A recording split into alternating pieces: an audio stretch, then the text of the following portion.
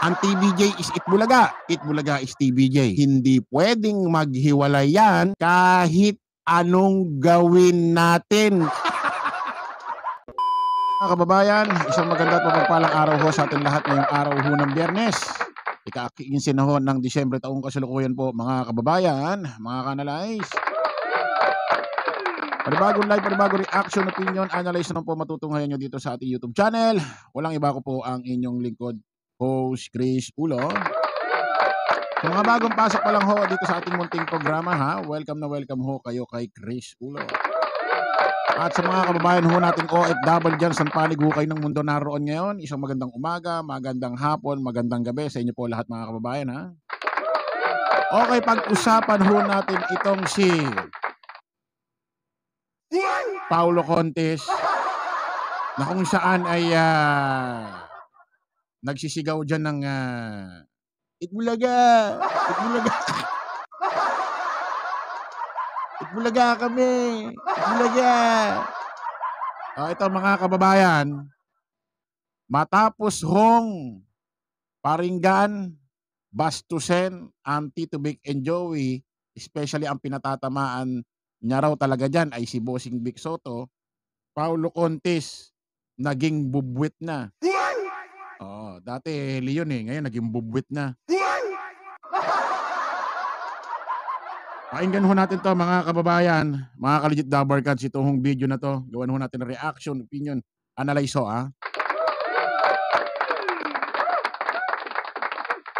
Ako, alam nyo na yung password ng tablet ko Okay, itong video na to kay Coco Wawa TV. Okay, go.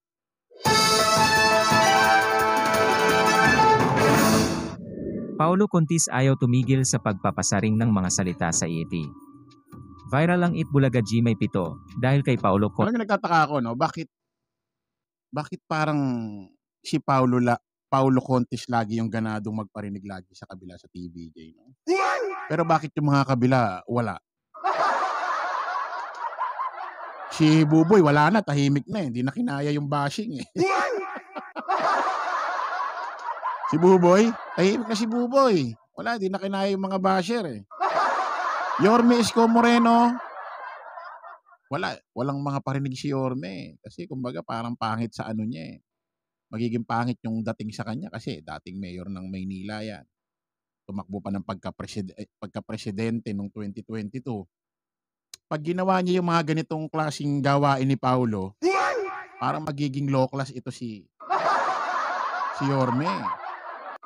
Siguro naiisip din ni Yorme na may tama rin naman sa kabila sa TVJ, kaya siguro tahimik na lang siya. Ito kasi si Paulo parang ito yung ginagawang kumbaga pambala sa kanyon. Si Paulo ang pabanatin natin para siya ang ibas, hindi tayo. Si Paulo patirahin nyo para siyang ibas, wag tayo, yaan niya yan. Kayang-kaya niya yan. Kasi naman ang sinabi niya Di ba yan naman ang sinabi niya dati? Ako ibas nyo, wag nyo silang ibas. Nasasaktan ako pag sila ang binabas ninyo. Ako di bali, walang problema sa akin. Ibas nyo ako. Umagahan, hapunan, gabihan. Ibas nyo ako, walang problema sa akin. Okay sa akin yun. Siya nagsabi niyan, utos niya yan. Kaya Paulo, ikaw naghamon yan Baka bahalang araw, bigla ka nalang magsalita-salita dyan sa mga basher, sa mga vlogger. Baka yung tapang-tapangan mo na yun, baka bigla kang umiyak, ikaw naghamon yan. Baka bahalang araw, bigla ka nalang mag-press-con dyan na umiiyak-iyak Tingnan natin to. Paulo Contis. Sa palabas kasi na ito ay tila tinitira ni Paulo Contis si Vic Soto sa kabilang show. Makikita na nakasuot ng long sleeves na white si Paulo. Matatandaan simula nung napahinto ang TBA sa kanilang show sa GMA 7 ay naka-white long sleeves din si Bossing Vic. Sa video nagparinig si Paulo kay Bossing regarding sa kanyang suot na white long sleeves na sinasabi niya na ang hirap pala gumalaw ng nakasuot nito, bagay na sumasalamin kay Bossing na yan yung time na nagparinig siya sa Tito Vic and Joey na parang sabi ng mga ibang legit Dabarkats, ibang mga nagko-comment, patama raw daw talaga yan kay Bossing Vic. Kasi yung ganyang pormahan, kay Bossing Vic, long sleeve na puti. Siguro baka nung araw na yan may pumuri kay Paulo Contis. May pumuri ng ganito. Uy Paulo, ayos yung pormahan mo Big Soto datingan Siguro nung pinuri siyang gano'n, nakaisip siguro siya ng, uy, teka, samantalahin ko nga ganito pormahan ko. Bossing Vic daw ang pormahan ko Try ko nga magparinig, isasakto ko sa damit. Isasakto ko sa pormahan ngayong araw. Baka gano'n yung nasa isip niya. Ayun natin. Na palaging naka-long sleeves sa show ng 80 sa TV5. Ani Paulo napatama kay Bossing na para bang si Bossing ay matanda na at palaging nakaupo sa show. Nagtawanan ang mga host kasama ni Paulo pati ang kanilang audience sa FPD Studio. Nangungut niya nga itong taong ito. Akala mo hindi tatanda balang Sabi ko nga nung mga nakaraan, Paulo, maswerte yung TBJ. Inabot nila yung ganong edad. Kasi yung iba, di ba, maaga pa, nawawala na ang buhay. Maswerte sila, kaya wag mong kutyain. Para mapakita lang dyan na palaban ka, mapakita lang dyan na untouchable ka, makita lang dyan, mapansin ka lang dyan na palaban ka. Ay, di ba sabi nyo, dati malaki respeto nyo sa TBJ. Ba't ngayon parang di ka na nakakatiis? Panay banat, panay tira mo na. Kaya nga sabi ko sa'yo, Paulo, dati pa lang, huwag kang mangungutya ng matanda. Especially Tito Vic and Joey. Huwag kang mangungutya kasi may nakatunghay sa atin sa taas. Nakatanaw sa atin. Baka kalbitin ka niyan, hindi mo abutin yung ganyang edad. Kaya huwag kang mangungutya, boy.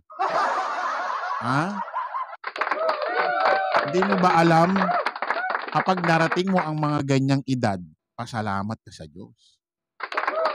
Kaya huwag kang mangungutya, darating ka dyan. Sana nga dumating ka. Mahirap nga, may nakatunghay sa atin, baka kalbitin ka niyan, di mo marating yan.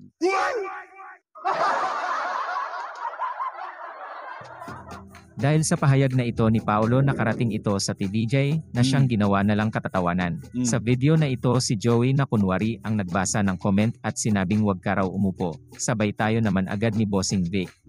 Pero napansin ko lang, medyo mahirap pala talaga yung naka-long sleeves ka lagi. Kaya pala pag madalas... Parang dito may trouble. Pero ibang dati. Kaya pala madalas pag nakaganito ang outfitan, nakaupo ka. Hindi mahirap yung nakatayo ka, yung pagkalaw-galaw. Mahirap Now I understand. Alam mo yung patamang-patama, Patamang-patama sa Tito Vic and Joey, Ganyan ba yung sinasabi mo, Paulo Contis, sa mga nakaraang interview mo? Na malaki ang respeto nyo sa Tito Vic and Joey? Yung ganyang klaseng parinig, malaki ba respeto niyan? Kabastusan yan. Syempre, papalusot niya. Baka sabi, bakit? Wala naman ako sinabing pangalan syempre, magpapalusot siya dyan. Paulo Contis, sinabi ko nga dati, yung mga yan kahit nakaupo, hindi naman nakaupo yan magmula 12 p.m. hanggang 2:30 p.m. Kaya naman sila nakaupo doon. Yun yung may segment na, di ba si Manang Maliit may karinderya. So ang dating mga nakaupo sila doon habang may mga kumakanta. Ganun yun, part yun ng segment. At saka wala kang pakialam naman kahit umupo sila. Wala kang pakialam, Paulo. Paano? May personal kasi ito, itong taong ito. Paano kung personalin ka nila Tito Vic and Joey, sabihin, hoy Paulo, kahit nakaupo kami, nagsusustento kami ng mga anak.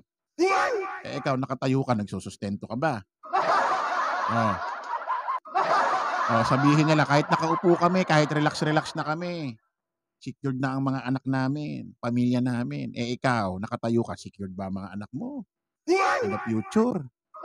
Paano kung ganunin kanyang mga yan? Personalin ka, may personal ka Kung tutuusin yung ganyang klaseng parinig mo, wala namang kinalaman na sa trademark issue sila nga nagpaparinig pero may kinalaman sa trademark. May kinalaman doon. At karapatan nila yon.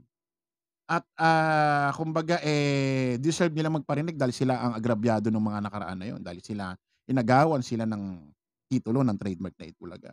Ikaw, agrabyado ka ba sa trademark issue?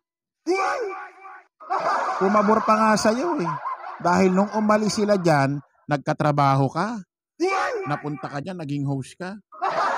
Kaya ibusala mo yung bunganga mo, Brad.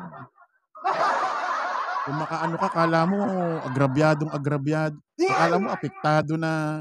Kung tutuusin, kahit naman palitan yung pangalan dyan, kahit palitan yung pangalan ng programa nyo, nandiyan ka pa rin naman.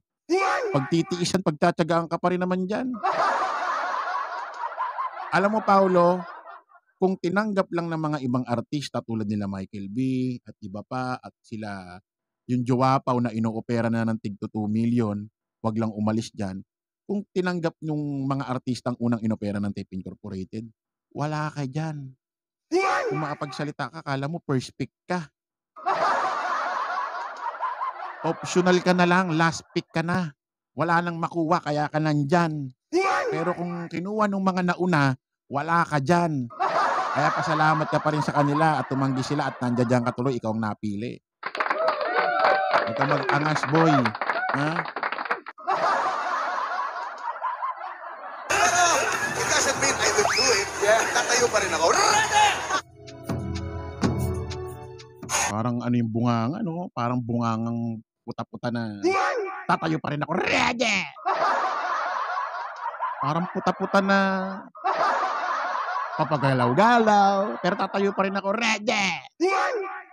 Kala mo puta-puta na, kala mo nakalunok ng ano ng baboy na bungangero sigurong alam mo ha, bungangero sigurong asawa to si Paulo Conti sa bahay, no? Yung itsura pa lang ng bunganga na malaki na maingay na ano eh. Doon pa lang obvious na bungangero na eh. Ano?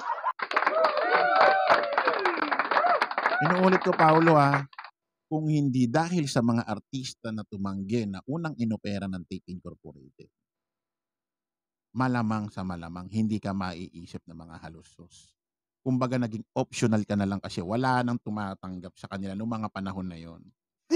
Kumbaga sa NBA, hindi ka first pick, boy.